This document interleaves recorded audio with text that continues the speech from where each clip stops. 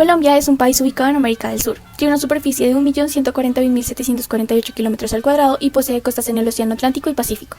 Según datos de la Cancillería, este país tiene fronteras terrestres con Perú de 1.626 kilómetros, Brasil de 1.645 kilómetros, Ecuador de 586 kilómetros, Panamá con 266 kilómetros y Venezuela con 2.219 kilómetros. En cuanto a las fronteras marítimas, Colombia estableció sus fronteras mediante 7 acuerdos en el Mar Caribe y 3 acuerdos en el Océano Pacífico. Pero, ¿cómo se lograron conformar estas fronteras que conocemos actualmente? En palabras de Alfredo Vázquez Carrizosa, después de la independencia de Hispanoamérica, Colombia se posicionó como potencia latinoamericana, estableciendo relaciones diplomáticas con Inglaterra y proponiendo una alianza continental en 1826. En esta misma línea, el libro Colombia Being a Geographical, Statistical, Agricultural, Commercial and Political Account of that Country, del destacado Francisco Antonio Sea, estimaba que el territorio colombiano abarcaba 48.000 leguas cuadradas y tenía una población superior a los 2,5 millones de habitantes. Sin embargo, tras la disolución de la Gran Colombia en 1830, ante la necesidad de definir el territorio nacional, se optó por establecer las fronteras del país siguiendo el principio romano-castellano del uti possidetis iuris. Este principio buscaba fijar los límites administrativos y jurídicos heredados de la época colonial. En este contexto se inició la delimitación de la frontera sur con Perú, con el objetivo de establecer los límites en la región amazónica. Asimismo, se procedió a revisar las antiguas cédulas reales para determinar y promulgar los límites con cada uno de los demás países vecinos. De esta manera, aunque las fronteras se definieron inicialmente con base en tradiciones históricas, en la actualidad estos límites no están completamente establecidos. Por consiguiente, persisten disputas fronterizas con algunos países vecinos como Nicaragua y Venezuela. Estos conflictos serán analizados más adelante, pero de facto evidencian los desafíos de delimitar fronteras basadas en divisiones administrativas del pasado, ya que estas decisiones no siempre reflejan las dinámicas políticas, sociales y culturales actuales del territorio. Si bien la mayoría de las fronteras colombianas han sido definidas vía tratado, aún existen conflictos fronterizos con Nicaragua y Venezuela, el primero por la definición de la frontera marítima entre ambos países, definido el 19 de noviembre de 2012 por la Corte Internacional de Justicia. Sin embargo, actualmente cursan en esta misma corte 2 nuevos procesos interpuestos por Nicaragua. El primero, alegando el incumplimiento por parte de Colombia del fallo del 2012, y el segundo, solicitando el que se le reconozca la soberanía sobre una plataforma continental extendida más allá de las 200 millas náuticas. En cuanto a las fronteras con Venezuela, existe un diferendo marítimo desde hace varias décadas sobre el control del denominado Golfo de Coquimbo o de Venezuela, que ambos países reclaman como parte de su territorio. Este desacuerdo se ha acentuado debido a la secesión del archipiélago de los Monjes a Venezuela en 1952 por el canciller colombiano Juan Uribe Holguín. Varios especialistas recalcan que fue una decisión inconstitucional y esperan que se pueda aclarar su situación en los diálogos del Golfo, incluso aun cuando han pasado tantos años. Otro territorio a delimitar ha sido Serrana, una isla ubicada en el Mar Caribe, la cual se encuentra en cartas náuticas españolas y por lo tanto ha sido reclamada por Colombia. Para esa petición, Colombia tuvo que negociar en 1978 con Inglaterra, pues la isla limita con las Islas Caimán, territorio que pertenece a dicho país. Durante estas conversaciones, Inglaterra accedió siempre y cuando existiera una comunicación escrita formal de los países del Caribe donde no se hicieran reclamos sobre esta isla. Sin embargo, esto no sucedió, pues Honduras incluyó esa zona en su constitución política. Sumado a esto, en 2012, durante las demanda de Nicaragua ante la Corte Internacional de Justicia, se emitió un fallo donde se señalaba que Serranilla, Roncador, Quitasueño, Serrana y Bajo Nuevo pertenecen a Colombia.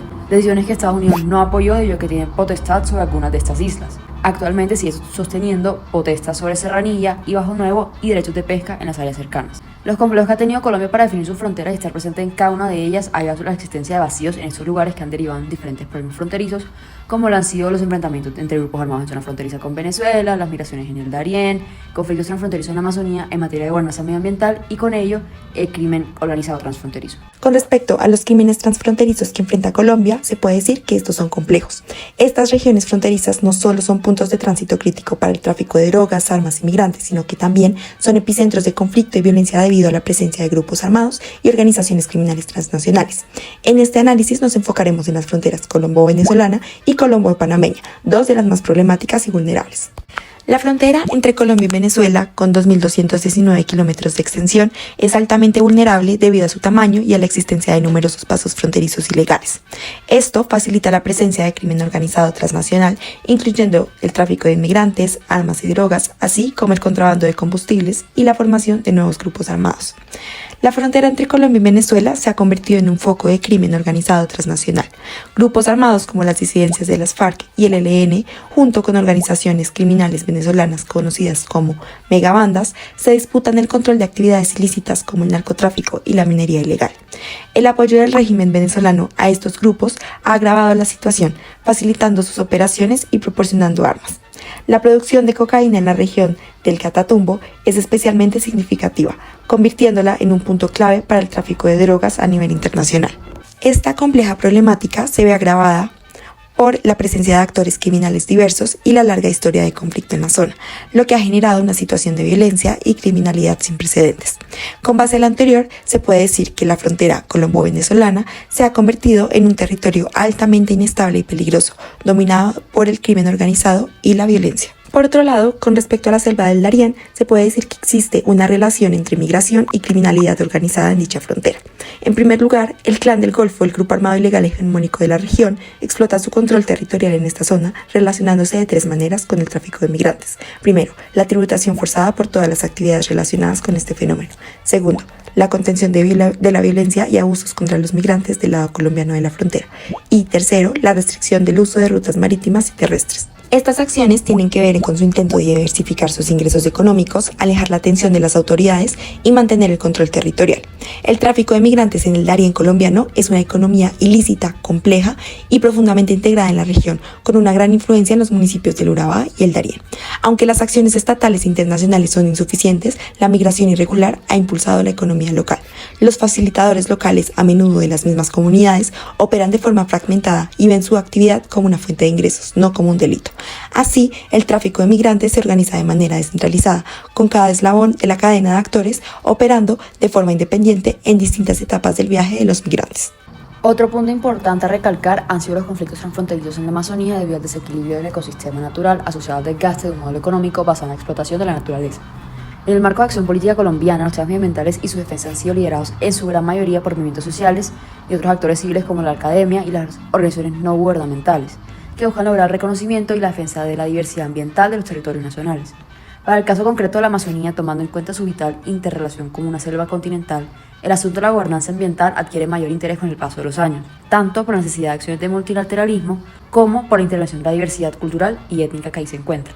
En el caso de Brasil, por ejemplo, la visión del territorio hace parte de su propia estrategia de defensa y aboga por la no intervención de organismos extrarregionales. Por su parte, según García en 2008, Perú se enfoca en los problemas del narcotráfico, mientras Colombia lo hace en la presencia de los grupos armados en el territorio. O esto se puede ver en la definición de los límites político-administrativos en la región de la Amazonía.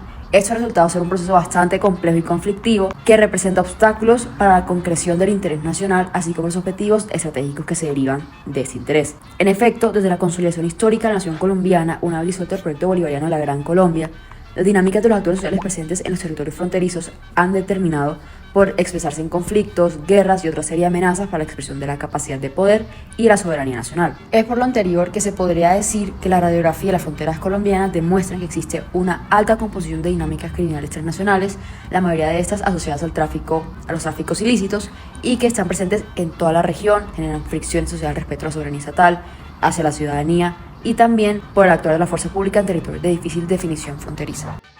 Ahora bien, se puede observar cómo estos conflictos se han visto relacionados o involucrados con las medidas políticas tomadas por Colombia o sus países vecinos.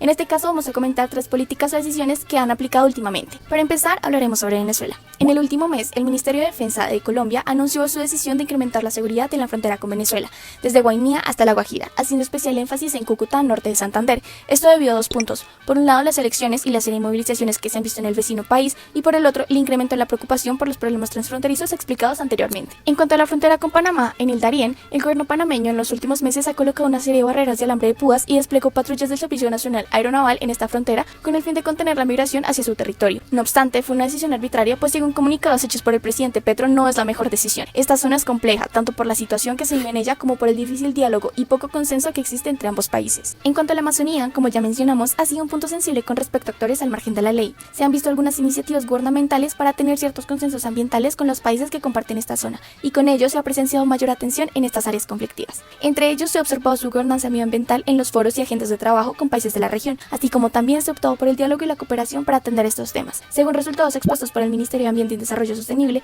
las iniciativas y proyectos llevados a cabo muestran resultados positivos en cuestiones ambientales, pues se ha reducido la deforestación en un 54% en el país y 68% en la Amazonía, mostrando de esta manera mayor presencia en estas zonas. En conclusión, Colombia ha tenido algunas dificultades con la definición y defensa de sus fronteras desde hace varios años. Estos vacíos han generado una brecha por la cual el crimen transfronterizo ha tomado parte y ha agravado mucho más la problemática a la que debe enfrentarse el país. A pesar de ello, el gobierno ha intentado sobrellevar esta situación a través de las decisiones que vimos con anterioridad, pero aún así le queda un gran camino por recorrer. quiero